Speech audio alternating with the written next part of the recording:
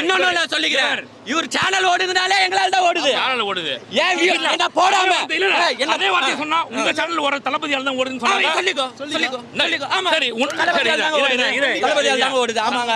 என் channel தளபதியால தான் ஓடுது. ஒத்துக்கிறியா? ஒத்துக்கோ. நீ ஒத்துக்கோ. உங்க சேனல் என்னால ஏன் ஓடுது? ஒத்துக்கணும். என்ன பத்தி பேசுற? ஏன் என்ன பத்தி பேசுற?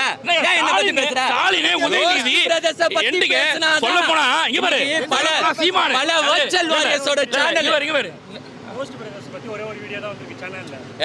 நான் எடுத்துக்காட்டா இப்போ வாய்ஸ் ஆஃப் லிங்கேஷ்ல இல்ல ஒரு கிட்டத்தட்ட 10-15 வீடியோ பேசுறேன். 10-15 வீடியோ சீமானுக்கு கொடுக்குற முக்கியத்துவத்துல கால் தூசி கூட உங்களுக்கு கொடுக்கறது கிடையாது.